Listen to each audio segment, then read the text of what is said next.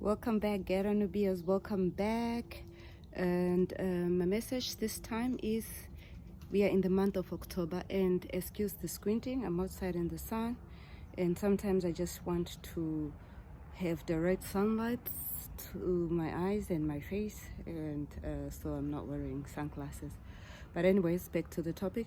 This is the month of October, and it's worldwide known as the Pink Ribbon Month, which is a lot of awareness being put on breast cancer. If you have never been scared or had a moment of thinking otherwise, you're lucky. But if you have not, again, please do take action. Self-check in the shower, self-check while lying, and do try to protect yourself by knowing what you're supposed to do with your body, and basically know your body so that it's easier for you to detect any new things that can happen or differences that can come along. And yeah, for those who are already diagnosed and are taking action, good luck with that. And I know a few survivors close to me who had to get some surgeries and chemo and all that important stuff done. I say kudos to you to managing to go through with it, and now still standing and talking about it. And with that said, I'm just gonna give you a little bit of my scares. I've had 2 scares all in all. One was when I was getting my piles checked. A lot of people know it as hemorrhages. So one of the doctors decided to just tell me, oh yeah, I can detect some lumps in there. And why I got scared was the fact that he called them lumps instead of calling them hemorrhages or piles, or whichever term that would have made me realize what he was talking about, and take comfort in the fact that if it's hemorrhages, then it's something that can be fixed if it's possible. But then he said lumps, and that scared me.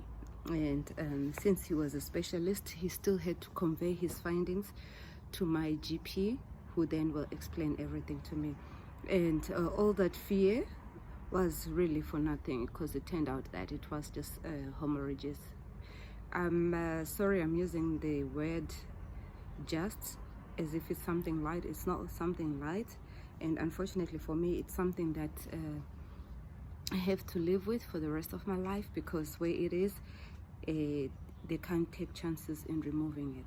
So it's not light, it's painful, and it's a pain that I wouldn't wish on my worst enemy. But still, it was for me, it was better news out of the worst. You understand what I'm trying to say? That was my first scare. And then later on in my life, one day when I was showering and I was doing my self-check, I discovered a lump on my left boobie. And the week before that, it was kind of painful when I did some certain hand movements, and I just didn't put thought to it until then when I found that lump. And I tried to think, no, maybe it's wrong, because when I did the test, the check, I was in the shower, so I thought, let me do it while lying down and see if it's still there or not. And unfortunately for me, it was still there. So I called my GP and told them what was happening. And since I was already in my 40s, decided to take it serious. So I was sent straight away for a mammogram.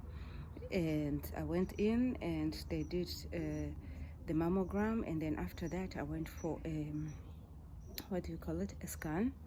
And then they scanned.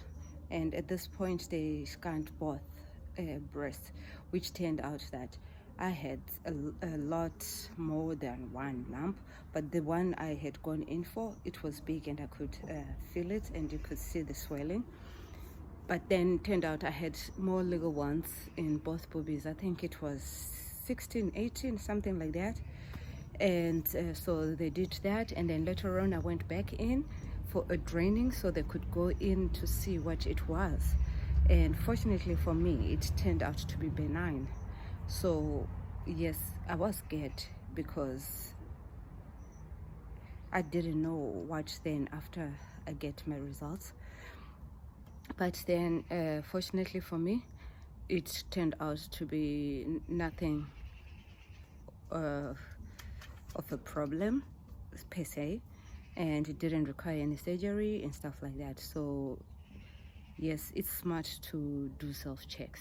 Please do that. Learn how to do it properly so that you are better prepared, and also so that you can detect any changes quickly and get help earlier.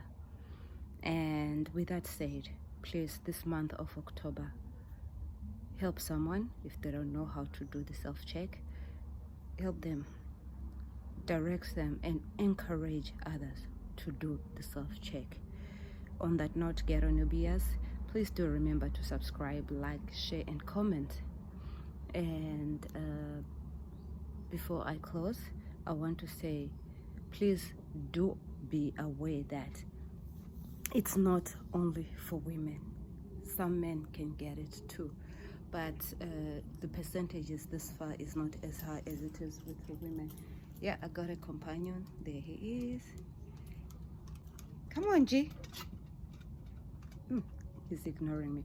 Anyways, yeah, so do get checked. And for those of you who are in countries like Sweden, I'm sure Denmark and Norway too, I'm not so sure, but the Scandinavians, where you get called in and get this done for free, please do turn up and get it done, because the earlier it's detected, the more chances of recovery you have. So once again, people, get yourself informed to help yourself and to find help. And look, I thought he was ignoring me, but there he is. Or she. Or she? Are you? And do get checked, and do take all the chances you can to get help.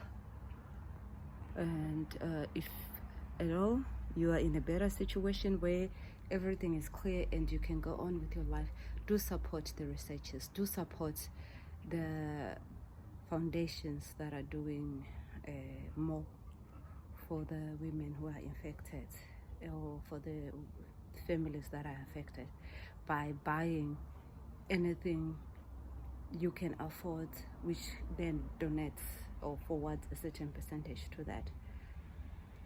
Even doing it once is enough.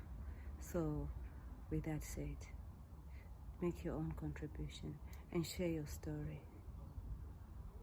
For all of you who have gone through something like that, what is your story? Okay? Cheers. See you again next week. Remember to subscribe. The button is somewhere there. Hit it. And the notification button as well. Hit them. With that said, cheers. See you next week.